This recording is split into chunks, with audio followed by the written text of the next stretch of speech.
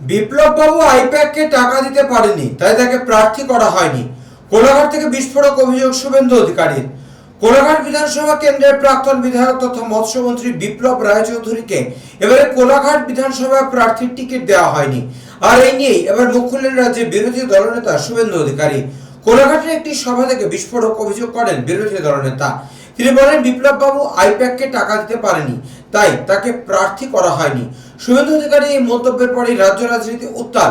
এই প্রসঙ্গে বিপ্লব রায়চৌধুরী বলেন, সিদ্ধান্ত নিয়েছে যা তাই মাথা পেতে নিয়েছি। এইসব বিতর্কের মধ্যে আমি নেই। মমতা ব্যানার্জি আমাকে অনেকবার সম্মান দিয়েছেন, তাই এ নিয়ে বিতর্ক বাড়ানো উচিত হবে না। সৌমিত্র চট্টোপাধ্যায়ের রিপোর্ট, চ্যানেল 24/7।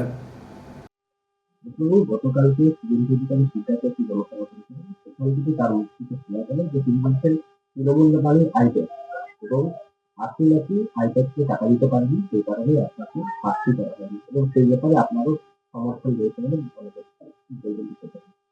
না, আমি এভাবে জানি না, বুঝতে পারবো না কোথা থেকে খবর পেয়েছেন আপনি কি জানি না। আমাদের দল একটা বিচার বিবেচনা করে সিদ্ধান্ত নিয়েছে, সেই সিদ্ধান্ত আমরা কার্যকরী করছি। এর মধ্যে ওইসব বিতর্ক ঢুকে কিছু লাভ নেই। আপনার নাম করে বলা হচ্ছে কি মনে করছেন?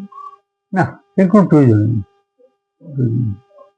দল একজনকে প্রার্থী মনোনীত করেছে, তাকে জেতাবার জন্য আমরা সবাই চেষ্টা করছি প্রাণপণে।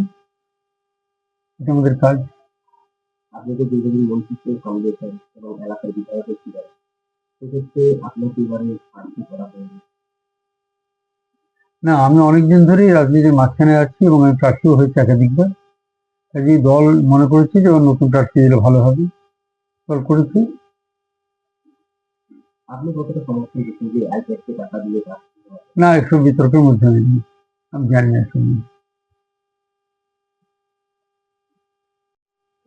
আপনাকে তো পার্সোনাল লেভেলে করা হলো, দলের প্রতি না, না, দল আমাকে অনেকবার সম্মান দিয়েছে, মানুষ আমাকে সম্মান দিয়েছে, কাজে এই নিয়ে কোনো বিতর্ক নেই, কোনো বিতর্ক নেই। মমতা বন্দ্যোপাধ্যায় দীর্ঘদিন ধরে আমাকে অনেক সম্মান দিয়েছেন, কাজে কোনো বিতর্ক নেই। এবারে কোলাঘাটি থেকে ফল হলো, আমরা জিতবো, কিন্তু কোনো বিতর্ক নেই। সে উনি বলবেন, নির্বাচনের সময় অনেক কথা বলেন, বলতেই পারেন। আমরা জিতবো।